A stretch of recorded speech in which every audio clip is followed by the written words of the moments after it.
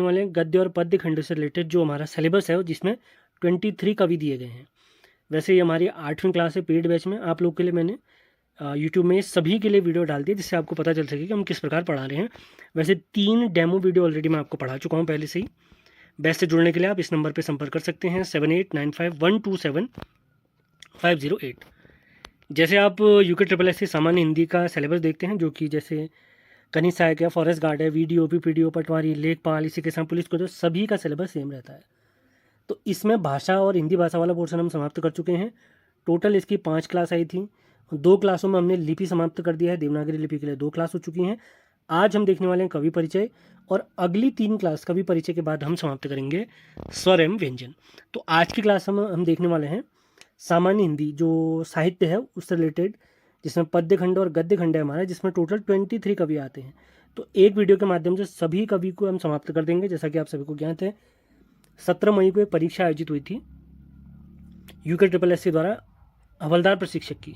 उसमें कवि परिचय से 3 सवाल पूछे गए थे। तो एक कवि परिचय वाला पोर्शन काफ़ी महत्वपूर्ण रहेगा आगामी सभी भर्ती परीक्षाओं के लिए। तो वीडियो बहुत, इसके अलावा आप लोग को बताना चाहेंगे UK PSC, UK triple S के आगामी सभी भर्ती परीक्षाओं के लिए करंट अफेयर्स के आप पीडीएफ अगर चाहते हैं जिसमें राष्ट्रीय, अंतर्राष्ट्रीय और उत्तराखंड करंट अफेयर्स शामिल है, तो आप इस दिए गए नंबर पर संपर्क कर सकते हैं। आपको पीडीएफ प्राप्त हो जाएगी। वीडियो की अगर बात करूँ, वीडियो आपको बिल्कुल फ्री में हमारे यूट्यूब चैनल स्टडी विद जीवन पर ही प्राप्त होंगे। तो बिना टाइम वेस्ट के स्टार्ट करते हैं आज का सेशन। तो सबसे पहले हमारे शैलेश मटियानी जी, इनके बारे में देख लेते हैं जानकारी। तो शैलेश मटियानी जी के बारे में अगर आपको बताएं तो सबसे पहले आपने याद रखना है इनका वास्तविक नाम है रमेश चंद्र सिंह मटियानी। इनके अन्य नाम क्या क्या प्राप्त होते हैं? इन्हें कथा शिल्पी, उत्तराखंड का आंचलिक साहित्यकार भी कहा जाता है। इन्हें किन है? शैलेश मटियानी जी को। इनका जन्म हुआ है 14 अक्टूबर 1931 को बाड़ेछीना अल्मोड़ा में, जबकि इनका निधन हुआ है 24 अप्रैल 2001 को। अब इनकी कुछ प्रमुख रचनाओं के बारे में देख लेते हैं जिसमें इनके उपन्यास और कहानी संग्रह आते हैं। तो सबसे पहले इनके उपन्यास देखते हैं। जो है सबसे पहला इनका उपन्यास है बोरीवली से पोरबंदर तक, इसके बाद मुठभेड़, इसके बाद सावित्री, इसके बाद एक मुठ सरसों, और इसके बाद है कबूतर खाना। अब इनकी कहानी संग्रह अगर देखें तो कहानी संग्रह में है इनकी मेरी 33 कहानियां, महाभोज, नाच जमुरे नाच और 2 दुखों का एक सुख। महाभोज रचना के लिए इन्हें प्रेमचंद पुरस्कार से सम्मानित भी किया गया है। जैसे सीरीज हमारी आगे बढ़ती रहेगी, प्रमुख कवियों की जो रचना है उनको कैसे याद करा जाए उसका ट्रिक वीडियो में मैं लेके आऊंगा, आपको बहुत फायदा होगा उनका। शैलेश मटियानी जी के कुछ प्रमुख निबंध देखते हैं जो इन्होंने निबंध लिखे थे। ये हैं यदा कदा, कागज की नाव, किसके राम कैसे राम, राष्ट्रभाषा का सवाल, उत्तराखंड का इतिहास, उत्तराखंड जिला सीरीज, परीक्षावाणी, सामान्य हिंदी।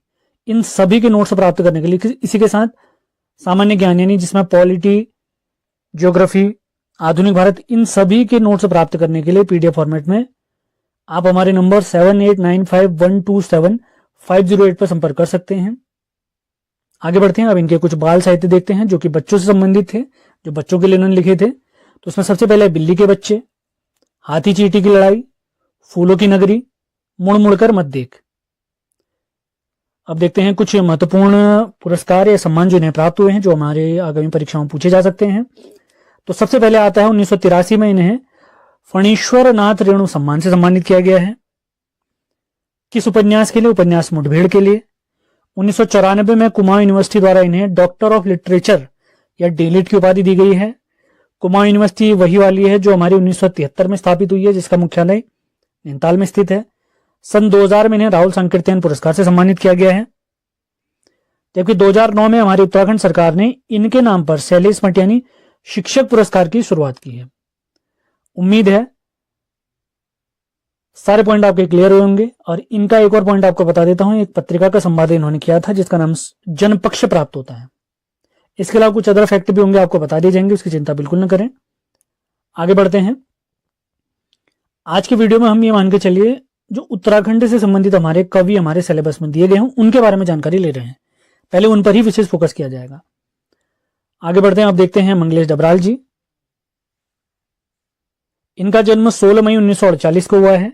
काफल पानी गांव टिहरी में। सवाल पूछा जा सकता है काफल पानी गांव कहां स्थित है। ये टॉपिक काफी इंपॉर्टेंट होता है हमारी परीक्षाओं में, 1 से 2 सवाल बनते हैं इनसे रिलेटेड, तो इनको आपने बहुत बड़े तरीके से कवर करना है।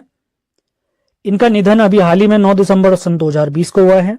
इनके प्रमुख काव्य संग्रह देखते हैं, जिसमें पहाड़ पर लालटेन, घर का रास्ता, हम जो देखते हैं, मुझे दिखा एक मनुष्य, आवाज भी एक जगह है और नए युग में नए शत्रु, ये इनके कुछ काव्य संग्रह हैं। आपने ध्यान रखना है इनके बारे में। अब इनके कुछ गद्य संग्रह के बारे में भी जानकारी ले लेते हैं। लेखक की रोटी, कवि का अकेलापन, ये इनके गद्य संग्रह हैं। कुछ इन्होंने स्क्रिप्ट या पटकथाएं भी लिखी हैं। तो कौन कौन सी हैं? नागार्जुन, निर्मला वर्मा, मां श्वेता देवी, गुरुदयाल। इनका एक यात्रा वृत्तांत है। यात्रा वृत्तांत मतलब जर्नी के दौरान, यात्रा के दौरान जो जो इन्होंने महसूस किया, जो जो चीजें इन्होंने सीखी, वो सारे एक्सपीरियंस यहाँ पे लिखे गए होंगे। तो यात्रा वृत्तांत इनका है। एक बार अयुवा, ये काफी इंपॉर्टेंट हो सकता है, ध्यान रखना आपने। सन 2000 में इन्हें साहित्य अकादमी पुरस्कार से सम्मानित किया गया। इनकी रचना हम जो देखते हैं के लिए। साहित्य अकादमी पुरस्कार के बारे में अगर आपको जानकारी दूं, 1954 में साहित्य अकादमी की स्थापना की गई और 1954 में, और पहली बार साहित्य अकादमी पुरस्कार दिए गए 1955 में। अब किसे दिया गया आपने बताना है कि पहला साहित्य अकादमी पुरस्कार। अंतिम पॉइंट इनके बारे में देखते हैं। इन्होंने पत्रिका पूर्वाग्रह में संपादन का कार्य भी किया था, यानी एडिटर रहे थे। किनकी बात देखी हमने? मंगलेश डबराल जी। अगले साहित्यकार देखते हैं जो कि हमारे सिलेबस में दिए गए, हमारे प्यारे उत्तराखंड के शेखर जोशी जी, जिनका भी कुछ महीने पहले निधन हुआ है।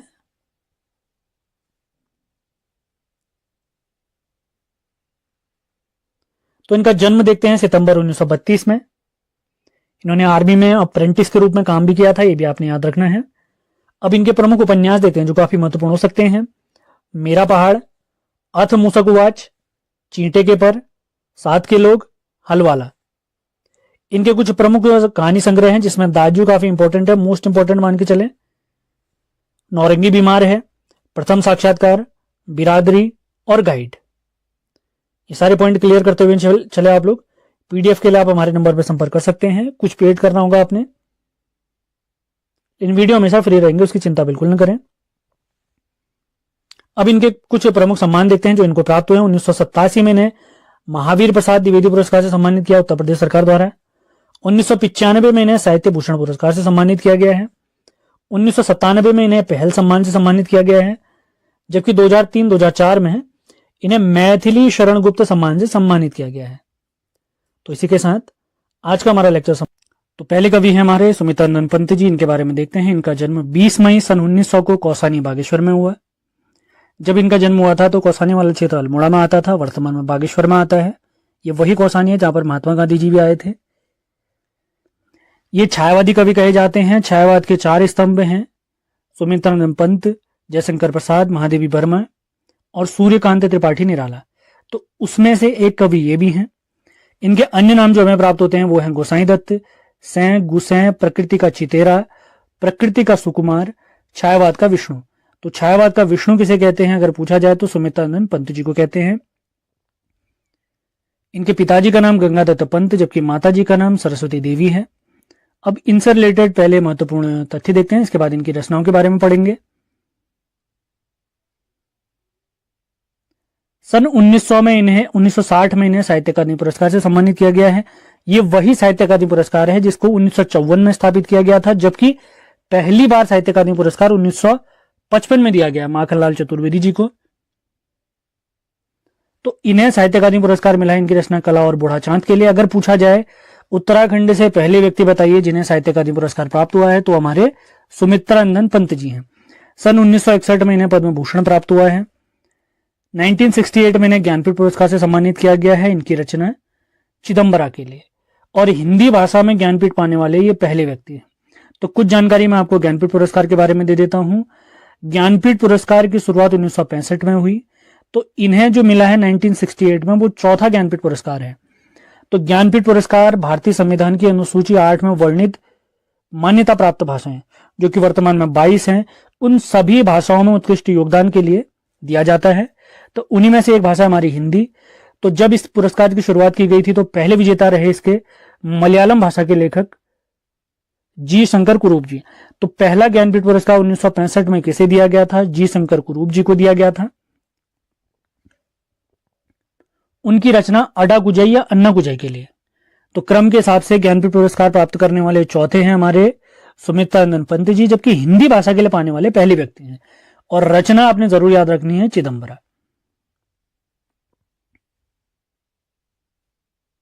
आगे बढ़ते हैं। 1936 में स्थापित ऑल इंडिया रेडियो का नाम 1957 में इन्हीं के सुझाव पर बदलकर आकाशवाणी रखा गया है। 1938 में पंत जी ने रूपाभ नामक पत्रिका के संपादक भी रहे हैं। यह एक मासिक पत्रिका थी। अब इनकी कुछ प्रमुख रचनाओं की तरफ जाते हैं। ये मान के चलिए सारी रचनाएं मोस्ट इंपॉर्टेंट है, एक इंपॉर्टेंट नहीं है, सारी इंपॉर्टेंट है, तो सारे आपने याद रखनी है। तो सबसे पहले इनके काव्य रचनाएं देखते हैं, जिसमें ग्रंथि, गुंजन, ग्राम्य, पल्लव, स्वर्ण किरण, स्वर्णधूलि, ज्योत्सना, युगांत, युगवाणी।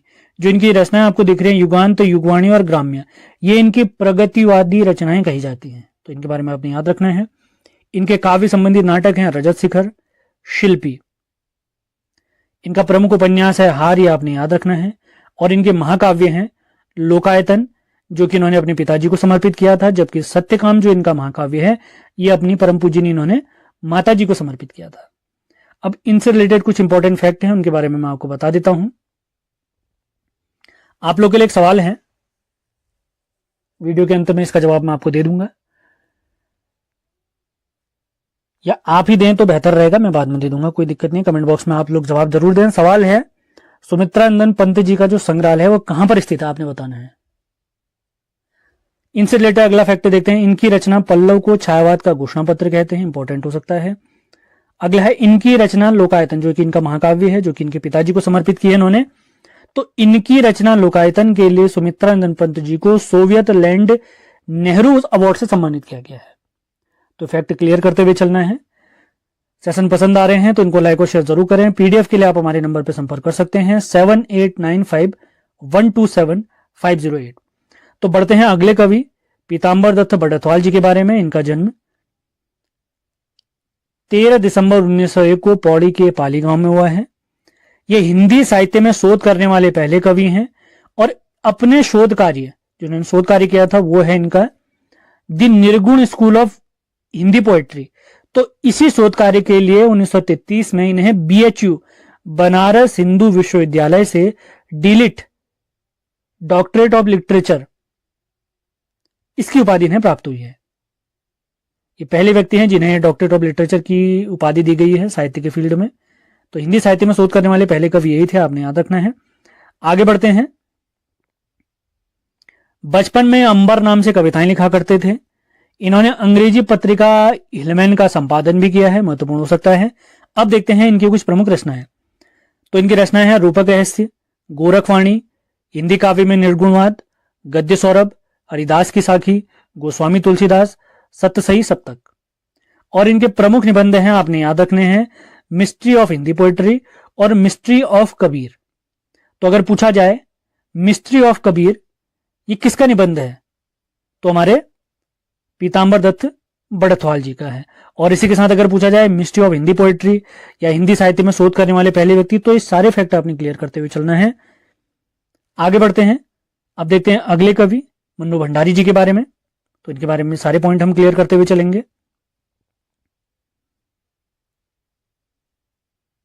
इनका जन्म हुआ है 3 अप्रैल 1931 को भानपुरा मध्य प्रदेश में। इनके पिताजी का नाम सुख संपत राय था। इनके पति का नाम राजेंद्र यादव जी था। ये सारे फैक्ट क्लियर करते हुए चलने हैं। अगर पूछा जाए मन्नू भंडारी जी का बचपन का नाम क्या था, तो इनका बचपन का नाम महिंद्रा कुमारी प्राप्त होता है। अब देखते हैं इनके प्रमुख उपन्यास। इनके प्रमुख उपन्यासों में सबसे महत्वपूर्ण उपन्यास है आपका बंटी, इसके बाद महाभोज, स्वामी, कलवा, 1 इंच मुस्कान, और इनकी आत्मकथा है एक कहानी यह भी, एक कहानी।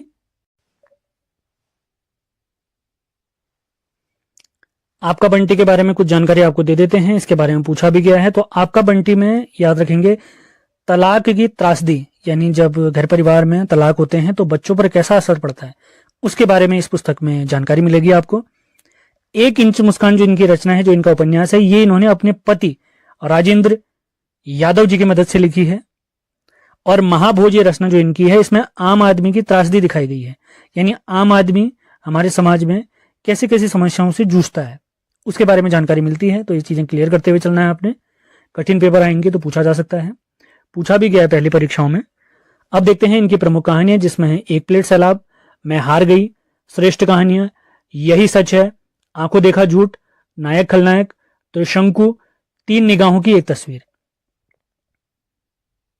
ये सभी इनकी क्या है, कहानियां हैं।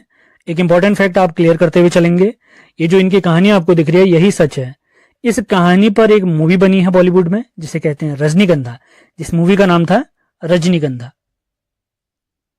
अगला फैक्ट देखते हैं, इन्होंने कुछ पटकथाएं यानी स्क्रिप्ट राइटिंग भी की है, रजनी की, निर्मला, स्वामी और दर्पण की।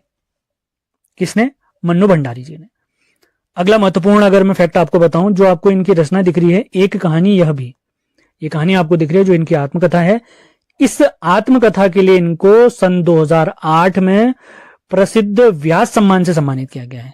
तो चीजें क्लियर करते हुए चलने हैं आपने, यहां पर मैंने लिखा नहीं है, आपने इसको नोट डाउन करते हुए चलना है। और इनकी जो यही सच है कहानी पर रजनीगंधा मूवी बनी थी, इसे बेस्ट फिल्म का अवार्ड भी प्राप्त हुआ है। अब इसे बेस्ट फिल्म का अवार्ड कब प्राप्त हुआ आपने बताना है। और एक सवाल मैंने अभी आपसे पूछा था, सुमित्रा नंदन पंत जी का संग्रहालय ये कहां पर स्थित है, पंतविथि का, तो रामगढ़ में स्थित है, ये आपने याद रखना है। रामगढ़ में स्थित है या नहीं है ये भी सर्च करें आप लोग, ये आप लोग के लिए सवाल है, मैंने तो बता दिया है। उम्मीद है सेशन पसंद आ रहे। हम देखने वाले हैं राहुल संकीर्तन जी के बारे में। इनका जन्म 9 अप्रैल 1893 को पंदहा गांव आजमगढ़ में हुआ है, यानी यूपी में है ये जगह। इनका निधन हुआ है 14 अप्रैल 1963 को। इनकी उपाधियां हैं, इनके अन्य नाम जो प्राप्त होते हैं हमें, महापंडित, त्रिपिटकाचार्य, हिंदी यात्रा साहित्य का पितामह भी कहते हैं इन्हें।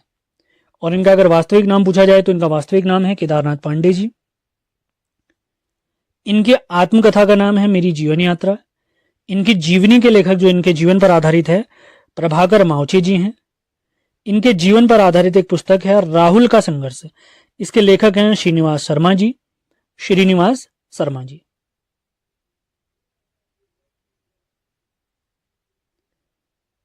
विश्व भर में भारत भ्रमण या इसके अलावा जो भी चीजें इन्होंने की हैं उनसे रिलेटेड अपनी सभी यात्राओं का इन्होंने अनुभव, एक पुस्तक है इनकी घुमक्कड़ शास्त्र, उसमें लिखा है।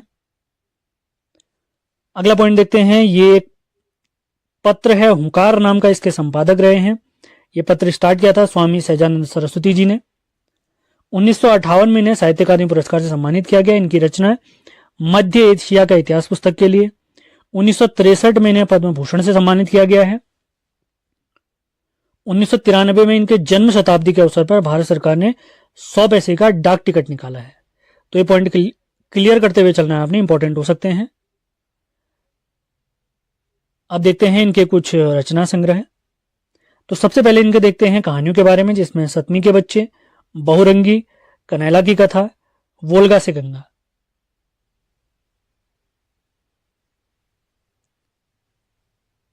इसके बाद इनके उपन्यास अगर हम देखें, इनके प्रमुख उपन्यास हैं 22वीं सदी, जीने के लिए, दिवोदास, विस्मित यात्री, सिंह सेनापति और जय अवधेश।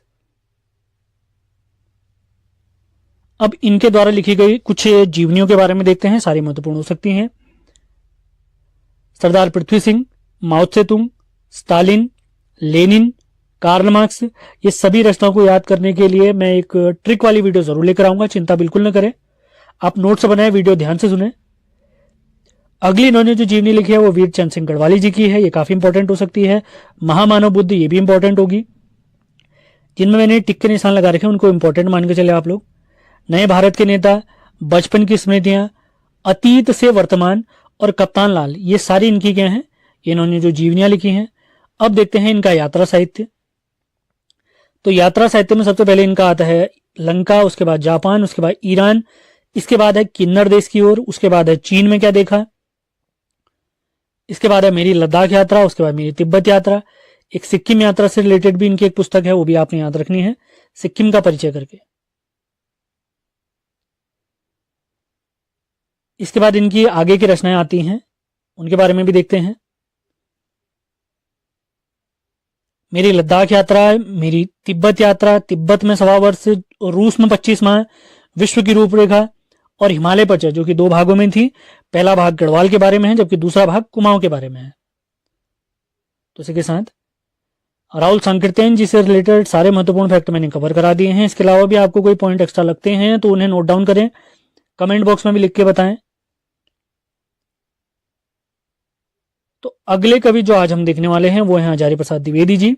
इसके बाद गौरापंत शिवानी के बारे में देखेंगे हम। तो एक निबंधकार और आलोचक रहे हैं। इनका जन्म 19 अगस्त 1907 को हुआ है, जबकि निधन 19 मई 1979 को हुआ है। इनके बचपन का नाम वैद्यनाथ द्विवेदी इंपॉर्टेंट हो सकता है। पिताजी का नाम अनमोल द्विवेदी और माताजी का नाम ज्योतिषमती देवी। इनकी जो भाषा है वो परिमार्जित खड़ी बोली कही जाती है। 1949 में लखनऊ विश्वविद्यालय से इन्हें डीलिट डॉक्टरेट ऑफ लिटरेचर की उपाधि प्राप्त हुई।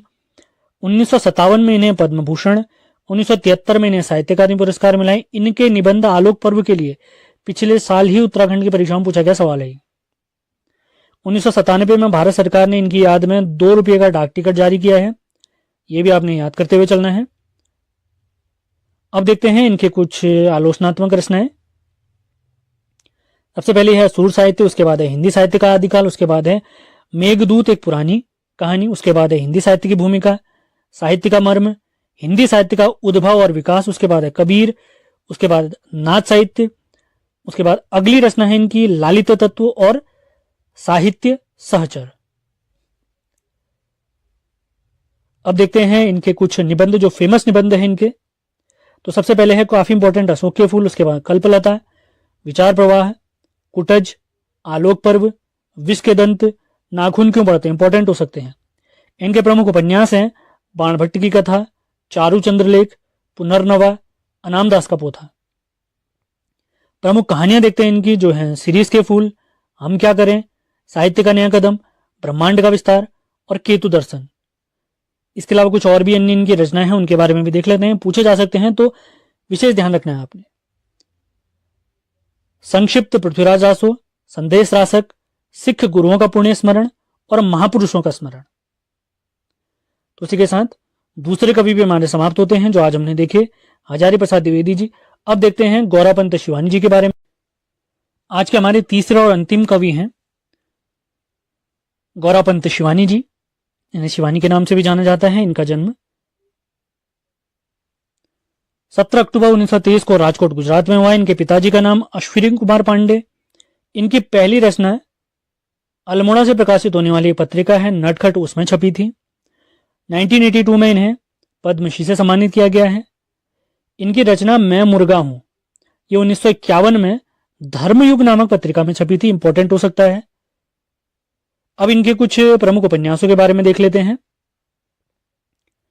कृष्णकली, कालिंदी, अतिथि, पूतोवाली, शमशान चंपा, मायापुरी, कैंजा, गेंदा, भैरवी, स्वयं सिद्धा, रति विलाप और आकाश। इसके बाद अंतिम जो इनका काफी इंपॉर्टेंट हो सकता है, चल खुसरो घर अपने। इसके अलावा इनके कुछ कहानी संग्रह भी हम देखते हैं। सेशन पसंद आ रहे हैं तो इनको लाइक और शेयर जरूर करना है आपने। ये वीडियो लगातार आएंगे।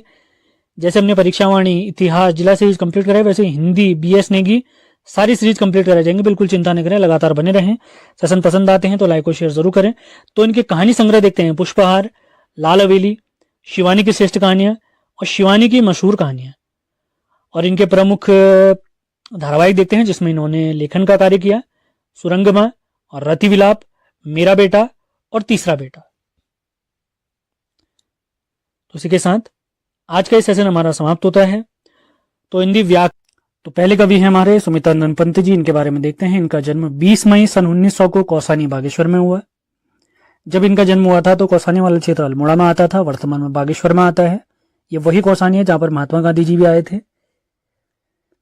ये छायावादी कवि कहे जाते हैं। छायावाद के 4 स्तंभ हैं, सुमित्रानंद पंत, जयशंकर प्रसाद, महादेवी वर्मा और सूर्यकांत त्रिपाठी निराला।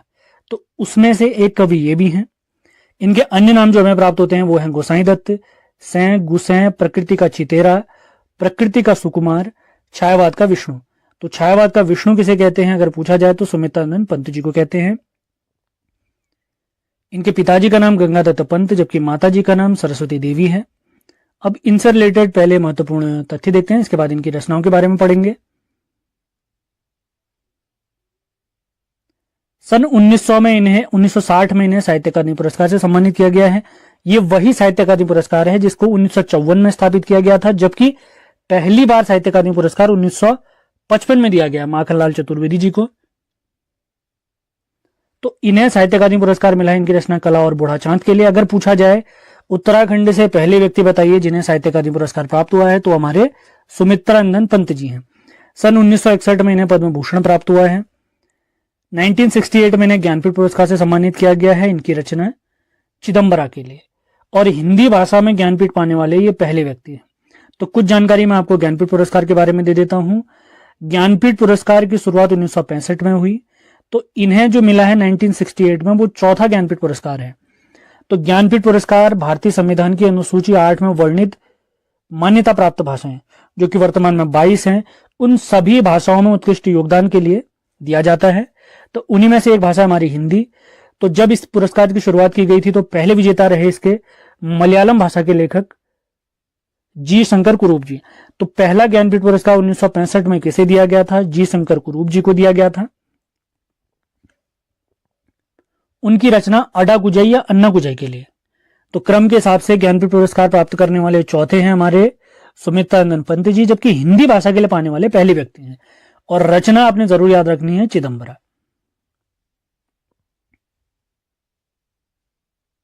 आगे बढ़ते हैं। 1936 में स्थापित ऑल इंडिया रेडियो का नाम 1957 में इन्हीं के सुझाव पर बदलकर आकाशवाणी रखा गया है। 1938 में पंत जी ने रूपाभ नामक पत्रिका के संपादक भी रहे हैं। यह एक मासिक पत्रिका थी।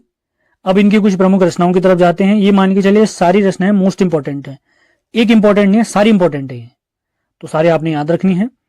तो सबसे पहले इनके काव्य रचनाएं देखते हैं, जिसमें ग्रंथि, गुंजन, ग्राम्य, पल्लव, स्वर्ण किरण, स्वर्णधूलि, ज्योत्सना, युगांत, युगवाणी। जो इनकी रचनाएं आपको दिख रही हैं, युगांत, युगवाणी और ग्राम्य, ये इनकी प्रगतिवादी रचनाएं कही जाती हैं। तो इनके बारे में आपने याद रखना है। इनके काव्य संबंधी नाटक हैं रजत शिखर, शिल्पी। इनका प्रमुख उपन्यास है हार, ये आपने याद रखना है।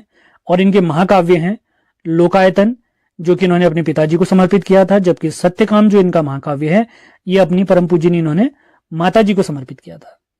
अब इनसे रिलेटेड कुछ इंपॉर्टेंट फैक्ट हैं, उनके बारे में मैं आपको बता देता हूं। आप लोगों के लिए एक सवाल है, वीडियो के अंत में इसका जवाब मैं आपको दे दूंगा,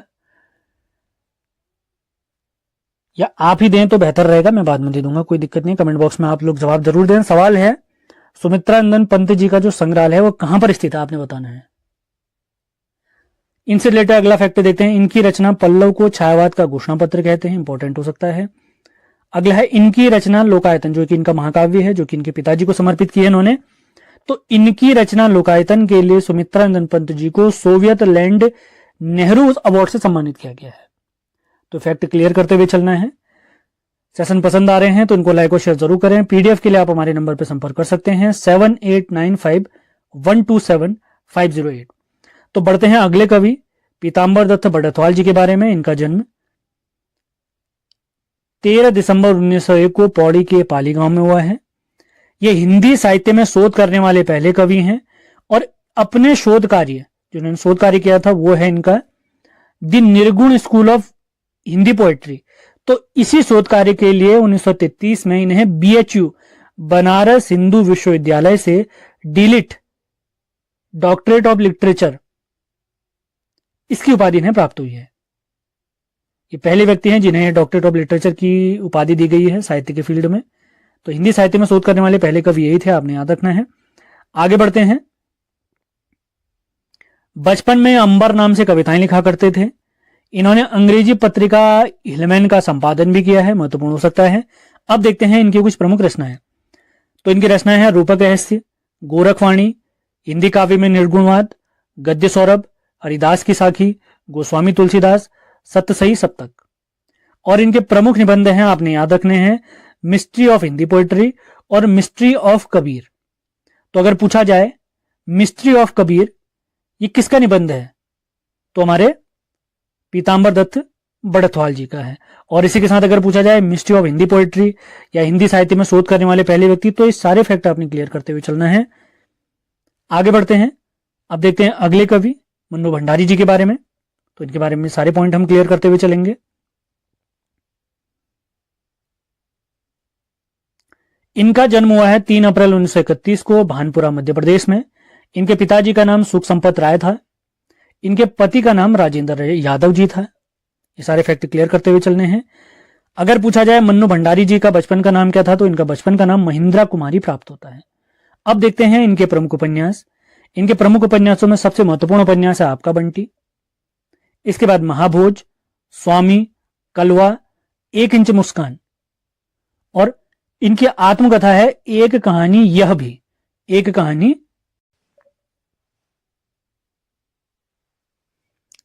आपका बंटी के बारे में कुछ जानकारी आपको दे देते हैं, इसके बारे में पूछा भी गया है। तो आपका बंटी में याद रखेंगे तलाक की त्रासदी, यानी जब घर परिवार में तलाक होते हैं तो बच्चों पर कैसा असर पड़ता है, उसके बारे में इस पुस्तक में जानकारी मिलेगी आपको। 1 इंच मुस्कान जो इनकी रचना है, जो इनका उपन्यास है, ये इन्होंने अपने पति राजेंद्र यादव जी की मदद से लिखी है।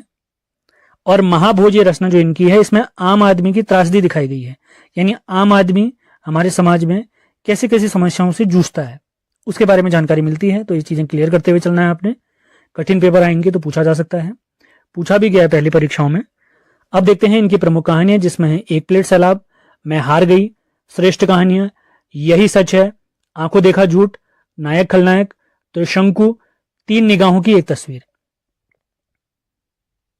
ये सभी इनकी क्या है, कहानियां हैं।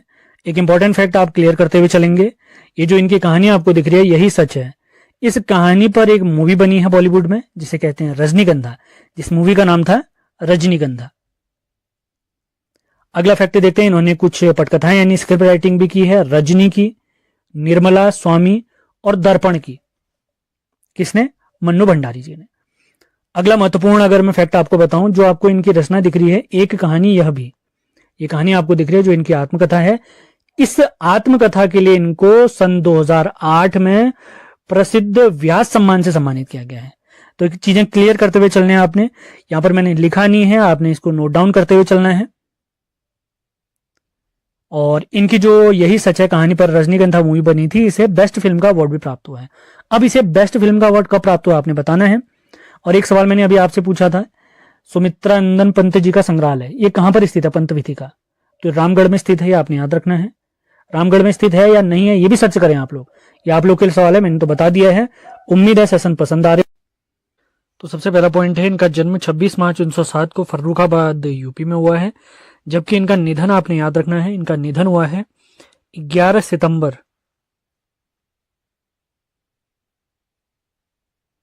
1987 को। इनके अन्य नाम जो हमें प्राप्त होते हैं वो है आधुनिक युग की मीरा, हिंदी के विशाल मंदिर की सरस्वती, तो इन्हें हिंदी के विशाल मंदिर की सरस्वती निराला जी ने कहा है, इंपॉर्टेंट हो सकता है। इनके पिताजी का नाम गोविंद प्रसाद वर्मा, माता जी का नाम हेमरानी देवी, जबकि इनके पति का नाम स्वरूप नारायण वर्मा है, ये काफी इंपॉर्टेंट है। माता पिता तो कोई दिक्कत नहीं, आप याद करें न करें, लेकिन पति जरूर याद रखना है आपने। अब इनसे रिलेटेड कुछ महत्वपूर्ण पुरस्कार हैं, वो सारे इंपॉर्टेंट होने वाले हैं, सारे फैक्ट भी इंपॉर्टेंट होंगे, तो ध्यानपूर्वक आपने इनको सुनना है, अपने नोट्स बनाने हैं। तो सबसे पहले अगर देखें तो इन्हें पद्म भूषण प्राप्त हुआ है 1956 में, काफी इंपॉर्टेंट। 1979 में इन्हें साहित्य अकादमी फेलोशिप प्राप्त हुई है, साहित्य अकादमी फेलोशिप, और साहित्य अकादमी की फेलोशिप प्राप्त करने वाली ये पहली महिला है, ये भी आप लोगों ने ध्यान रखना है, काफी इंपॉर्टेंट फैक्ट है। 1982 में इन्हें ज्ञानपीठ पुरस्कार से सम्मानित किया गया, इनकी रचना यामा के लिए। इंपॉर्टेंट फैक्ट मैं आपको क्लियर कर देता हूं, हिंदी के लिए ज्ञानपीठ पाने वाली ये पहली महिला है। पहले मेल अगर या पहले व्यक्ति अगर पूछे जाएंगे वो तो हमारे सुमित्रा नंदन पंत जी, जो हिंदी के लिए पहले व्यक्ति हैं। हिंदी के लिए पहली महिला अगर पूछी जाएंगी तो महादेवी वर्मा जी हैं। 1988 में इन्हें पद्म विभूषण से सम्मानित किया गया, जो कि हमारे प्यारे भारत का दूसरा सबसे बड़ा नागरिक पुरस्कार है। 1977 में इन्हें कुमाऊं यूनिवर्सिटी से डीलिट की उपाधि प्राप्त हुई है, doctor of literature, doctorate of literature. 1984 में इन्हें BHU यानी बनारस हिंदू यूनिवर्सिटी से डीलिट की उपाधि प्राप्त हुई है, ये भी आपने ध्यान रखना है। अब इनसे रिलेटेड कुछ महत्वपूर्ण फैक्ट हैं। भारत में महिलाओं के लिए कवि सम्मेलन प्रारंभ करने का श्रेय इन्हीं को जाता है, किनको, महादेवी वर्मा जी को जाता है। मोस्ट इंपॉर्टेंट फैक्ट, 15 अप्रैल 1933 को सुभद्रा कुमारी चौहान जी की अध्यक्षता में प्रयाग महिला विद्यापीठ में पहले अखिल भारतीय कवि सम्मेलन का आयोजन किया गया। मोस्ट इंपॉर्टेंट, इन्होंने महिलाओं की पत्रिका चांद का संपादन भी किया है। अगला इंपॉर्टेंट फैक्ट, 1968 में निर्देशक मृणाल सिंह जी ने इनकी कहानी वह चीनी भाई पर एक बांग्ला फिल्म बनाई है जिसका नाम था नीले आकाशेर नीचे। नीले आकाशेर नीचे 1936 में रामगढ़ में बने इनके जो भवन है, जो इनका घर था, इसे इन्होंने मीरा मंदिर नाम दिया था। तो वर्तमान में ये महादेवी वर्मा संग्रहालय है। ये रामगढ़ कहाँ, हमारे नैनीताल में स्थित है। चीन आक्रमण के विरोध में इन्होंने हिमालय नामक काव्य संग्रह का संपादन किया था, इंपॉर्टेंट हो सकता है। अब इनकी कुछ रचनाओं की तरफ बढ़ते हैं, काफी इंपॉर्टेंट रचना है इनकी, पूछी जा सकती हैं। तो सबसे पहले इनके देखते हैं काव्य रचनाएं, काव्य संग्रह।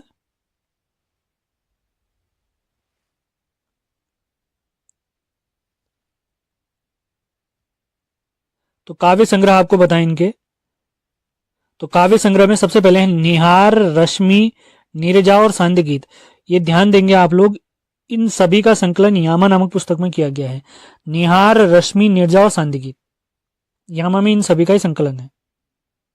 यामा वही रचना है जिसके लिए इन्हें 1982 में ज्ञानपीठ पुरस्कार से सम्मानित किया गया है। अगली काव्य रचना है इनकी दीपशिखा, सप्तपर्णा, प्रथम आयाम, अग्निरेखा, जो कि मरणोपरांत इनके निधन के बाद 1990 में प्रकाशित हुई है। तो ये स्टार्टिंग की 3 रचनाएं तो मोस्ट इंपॉर्टेंट है, यामा की वजह से आपने याद रखना है। स्टार्टिंग की 4 रचनाएं निहार, रश्मि, नीरजा, सांध्य गीत, आपने कोड से याद रखना है। तो NRNS करके इसको याद रख सकते हैं आप। एन से निहार, आर से रश्मि, एन से नीरजा और एस से सांध्य गीत। अब इनके कुछ बाल साहित्य देखते हैं जो कि इनके हैं ठाकुर जी बोले हैं, आज खरीदेंगे हम ज्वाला।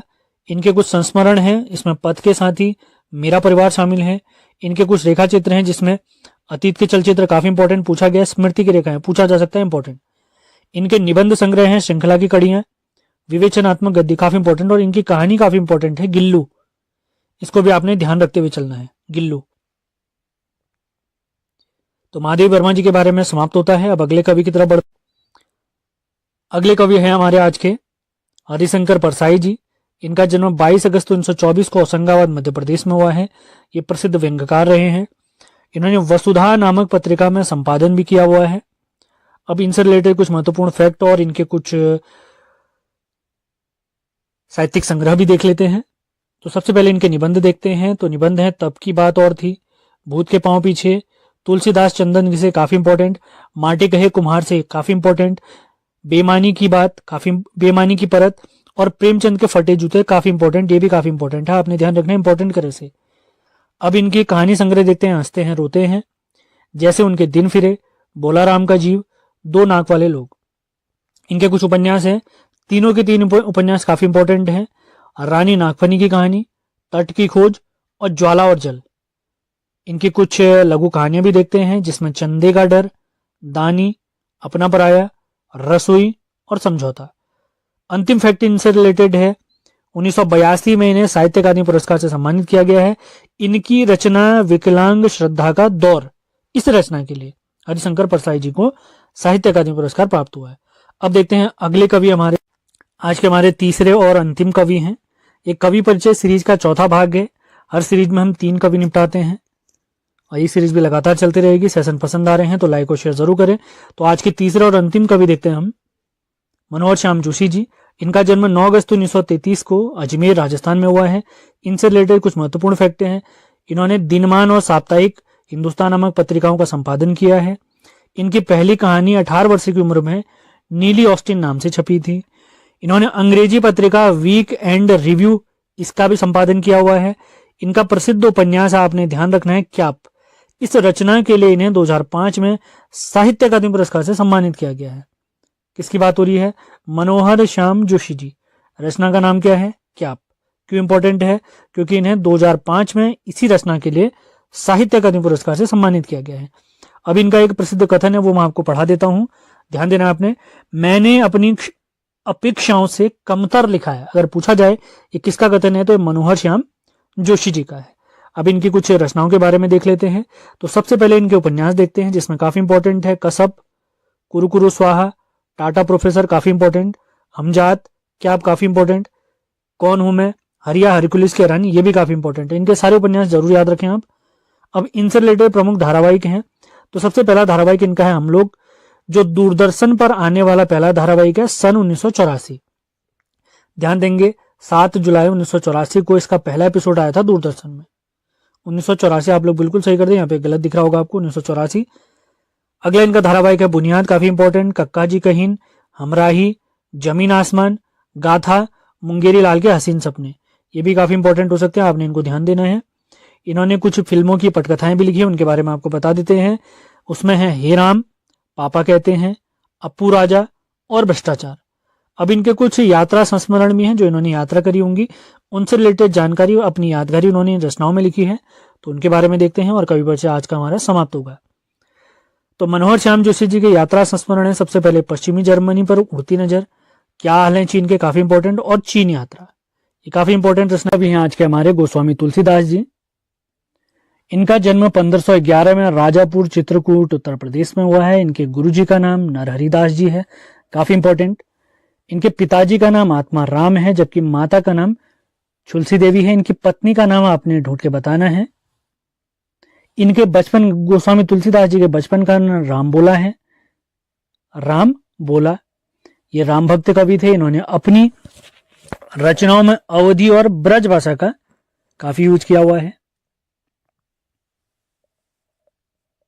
अगला देखते हैं इनके अन्य नाम क्या क्या प्राप्त होते हैं। इनके अन्य नाम है गोस्वामी, अभिनव वाल्मीकि, लोकनायक, कवि शिरोमणि। अभिनव वाल्मीकि है इनका पूरा नाम, उपनाम। हिंदी का जाति कवि और मानस का अंश, ये सारे इन्हीं के यानी गोस्वामी तुलसीदास जी के उपनाम है। अब इनकी प्रमुख रचनाएं देखते हैं। सबसे पहली है श्री रामचरितमानस, जो कि अवधी भाषा में इन्होंने लिखी है। विनय पत्रिका ब्रज भाषा में, दोहावली, कवितावली भी ब्रज भाषा में। इसके बाद रामलला नहचू, वैराग्य संदीपनी, जानकी मंगल, हनुमान चालीसा, गीतावली, पार्वती मंगल, ये सारी रचनाएं हमारे गोस्वामी तुलसीदास जी की हैं, तो इन पर विशेष फोकस करना है।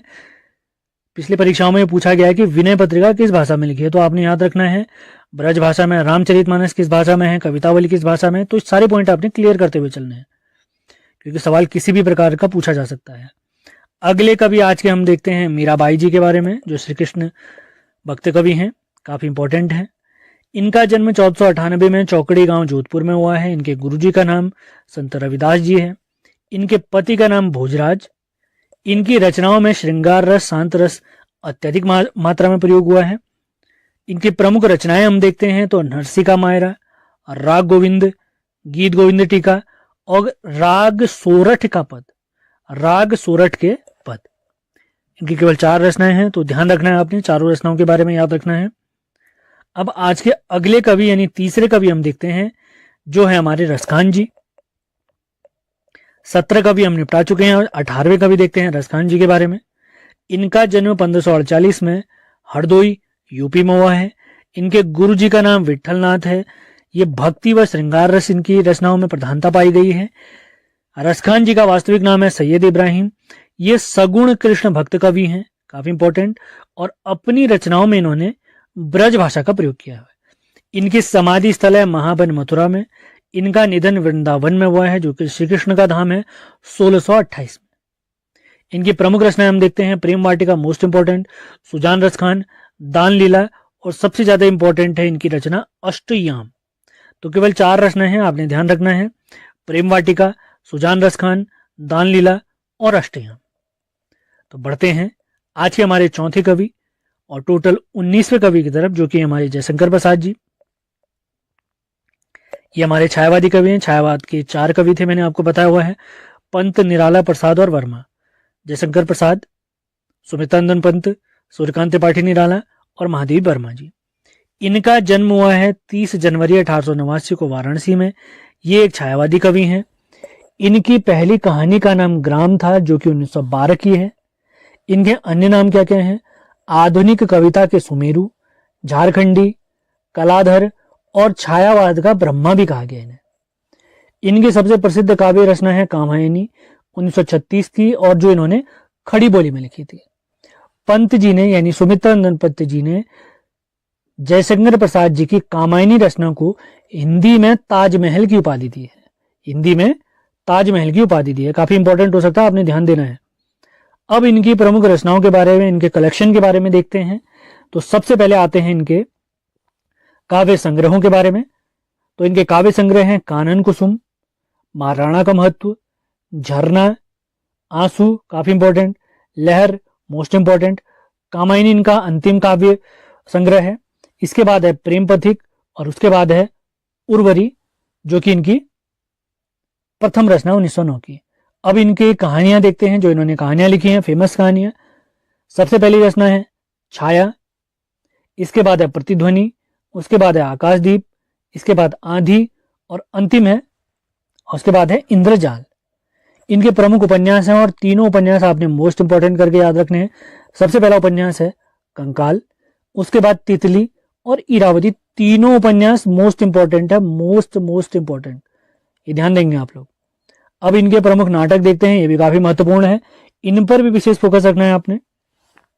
सबसे पहला है स्कंदगुप्त, उसके बाद चंद्रगुप्त, अगला नाटक है ध्रुव स्वामी इंपॉर्टेंट, उसके बाद है राज्यश्री, उसके बाद कामना और उसके बाद है एक घूंट। आज के हमारे सबसे पहले कवि हैं सूर्यकांत त्रिपाठी निराला जी। ये भी छायावादी कवि हैं जिनकी बोली खड़ी बोली है। इनका जन्म 21 फरवरी 1896 को मेदिनीपुर वेस्ट बंगाल यानी पश्चिम बंगाल में हुआ है। इनके बचपन का नाम सूर्य कुमार। इन्होंने कुछ पत्रिकाओं का संपादन किया, वे हैं समन्वय और मतवाला। 1976 में इन पर एक डाक टिकट जारी हुआ है। इनका निधन 15 अक्टूबर 1961 को हुआ, ये भी आपने ध्यान रखना है। सेशन पसंद आते हैं तो लाइक और शेयर जरूर करना है आपने। पीडीएफ के लिए आप हमारे नंबर पर संपर्क कर सकते हैं। इन्हें हिंदी साहित्य में, निराला जी को हिंदी साहित्य में मुक्तक छंद का प्रवर्तक माना जाता है। इनके प्रसिद्ध कथन है, मनुष्यों की मुक्ति की तरह कविताओं की भी मुक्ति होती है। मनुष्यों की मुक्ति की तरह कविताओं की भी मुक्ति होती है। अब इनकी कुछ रचनाओं के बारे में देखते हैं। सबसे पहले इनके उपन्यास देख लेते हैं, जिसमें अप्सरा, अलका, प्रभावती, निरुपमा, कुल्ली भाट, चोटी की पकड़। और इनके 3 उपन्यास जो कि अपूर्ण रहे हैं वे हैं काले कारनामे, चमेली और इंदुलेखा। ये तीनों इनके अपूर्ण रह गए। अब इनके कुछ कहानी संग्रह के बारे में देखते हैं, जो इनके प्रसिद्ध कहानी संग्रह हैं, जिसमें लिली, सखी, देवी, सकुल की बीवी, चतुरी चमार। और इन्हें छायावाद का महेश भी कहा जाता है। छायावाद के 4 कवि हैं, इनके बारे में आपको बता चुका हूं। अब देखते हैं सूर्यकांत त्रिपाठी निराला जी के कुछ काव्य संग्रह, जिसमें सबसे पहले है 1923 की अनामिका, उसके बाद परिमल काफी इंपॉर्टेंट, गीतिका काफी इंपॉर्टेंट, तुलसीदास, कुकुरमुत्ता, और ये दोनों भी काफी इंपॉर्टेंट है। इसी के साथ इनके काव्य संग्रह हैं नए पत्ते, अड़िमा, बेला, अर्चना, आराधना। ये सारी रचनाएं आपने याद रखनी है। इसके अलावा इनकी कुछ और रचनाएं भी हैं, गीत कुंज, सांदी काकली और अपरा। ये सारी रचनाएं आपने याद रखनी है। बहुत सारी रचनाएं हैं, लगातार पढ़ते रहेंगे, आप लोग ध्यान आ जाएंगे। सारे इंपॉर्टेंट फैक्ट आपने ध्यान रखने हैं। तो बढ़ते हैं अगले कवि की तरफ। 20 कवि हमारे समाप्त होते हैं, हम 21वें कवि की तरफ बढ़ते हैं। अगले कवि हमारे गजानन माधव जी, जिन्हें मुक्तिबोध के नाम से भी जाना जाता है। इनका जन्म 13 नवंबर 1917 को श्योपुर ग्वालियर में हुआ, ग्वालियर यानी मध्य प्रदेश में हुआ। इनके बचपन का नाम बाबू साहब है। इनकी माता जी का नाम पार्वतीबाई, पिताजी का नाम गोपाल राव, जबकि इनकी पत्नी का नाम शांताबाई है। ये कुछ पत्रों के सह संपादक भी रहे, उनके बारे में है, वे हैं वसुधा और नया खून। और इनका एक उपनाम है मुंशी, आपने याद रखना है, मुंशी के इनका उपनाम है। अब इनके कुछ काव्य संग्रह देखते हैं। इनकी वैसे सारी रचनाएं मोस्ट इंपॉर्टेंट है, तो फोकस करना है आपने। इनके काव्य संग्रह देखते हैं। सबसे पहले काफी इंपॉर्टेंट चांद का मुंह टेढ़ा है, उसके बाद चंबल की घाटी, उसके बाद क्रांति, इसके बाद अगली रचना है इनकी भूरी भूरी खाकधूल। अगली 2 काव्य संग्रह हैं लाल सलाम और आदमी। याद रखना आपने, चांद का मुंह टेढ़ा है काफी इंपॉर्टेंट है। इनके निबंध संग्रह देखते हैं। तो इनके निबंध संग्रह एक साहित्य की डायरी, नई कविता का आत्मसंघर्ष, आखिर रचना क्यों। इनके कुछ कहानी संग्रह भी हैं, जिसमें काट का सपना, सतह से उठता पानी, नई जिंदगी, जलना और पक्षी और दीमक। एक उपन्यास है इनका, एकमात्र उपन्यास आपने याद रखना है, काफी इंपॉर्टेंट है, उसका नाम है विपात्र। ये किसकी रचनाएं देखी हमने, गजानन माधव मुक्तिबोध जी की, जिनका उपनाम है मुक्तिबोध जी। अगले रचनाकार देखते हैं, 22वें कवि देखते हैं। हमारे सिलेबस के अकॉर्डिंग 23 कवि हैं, जिसमें 22वें कवि हम देख रहे हैं राजेश जोशी जी के बारे में। इनका जन्म 18 जुलाई 1946 को नरसिंहगढ़ मध्य प्रदेश में हुआ है। 2002 में इन्हें साहित्य अकादमी पुरस्कार से सम्मानित किया गया है। इनकी रचना 2 पंक्तियों की बीच के लिए। भोपाल गैस त्रासदी पर इन्होंने एक शोक गीत लिखा है जिसका नाम है भोपाल शोक गीत 1984। बाल कविता संग्रह है इनका गेंद निराली मिट्ठू, ये ध्यान रखना है आपने। अब इनके कुछ रचना संग्रह के बारे में हम देखते हैं। सबसे पहले आते हैं इनके काव्य संग्रह। तो काव्य संग्रह इनके एक दिन बोलेंगे पेड़, मिट्टी का चेहरा, नेपथ्य में हंसी, 2 पंक्तियों के बीच। कहानी संग्रह देखते हैं सोमवार व अन्य कहानियां, कपिल का पेड़। नाटक देखते हैं इनके जादू जंगल, अच्छे आदमी, टंकारा का गाना। इनकी एक आलोचनात्मक रचना है जिसका नाम है एक कवि की नोटबुक। अगला तथ्य काफी इंपॉर्टेंट हो सकता है, इन्होंने रूस के कवि माइकोस्की की कविता का अनुवाद पतलून पहना बादल नाम से किया है। ये काफी इंपॉर्टेंट फैक्ट हो सकता है आगामी परीक्षाओं के लिए। अब देखते हैं हमारे सिलेबस के अंतिम कवि यानी 23वें कवि माखनलाल चतुर्वेदी जी के बारे में। तो आज हमारा साहित्य वाला पोर्शन कंप्लीट हो जाएगा। माखनलाल चतुर्वेदी जी के बारे में देखते हैं। इनका जन्म 4 अप्रैल 1889 को होशंगाबाद मध्य प्रदेश के बाबई गांव में हुआ। इनके पिताजी का नाम नंदलाल जी है जबकि माता जी का नाम सुंदरी बाई। इनकी पत्नी का नाम ग्यारसी बाई है। इनके अन्य नाम जो उपनाम इनके प्राप्त होते हैं वो है एक भारतीय आत्मा और राष्ट्रवादी कवि भी इन्हें जाना गया है। एक पुस्तक है फेमस पुस्तक माखनलाल चतुर्वेदी भारतीय आत्मा।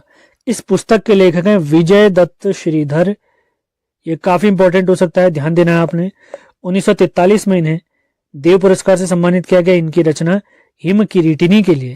1955 में पहली बार जब साहित्य अकादमी पुरस्कार दिया गया तो उसके विजेता यही हैं। इनकी रचना हिम तरंगिणी के लिए माखनलाल चतुर्वेदी जी को साहित्य अकादमी पुरस्कार से यानी पहले साहित्य अकादमी पुरस्कार से सम्मानित किया गया है। 1963 यानी 1963 में इन्हें पद्म भूषण से सम्मानित किया गया है। इनका निधन होता है 30 जनवरी 1968 को भोपाल में। कुछ पत्रिकाओं के संपादक भी रहे, उनके नाम हैं प्रभा, कर्मवीर, प्रताप। प्रभा, कर्मवीर और प्रताप।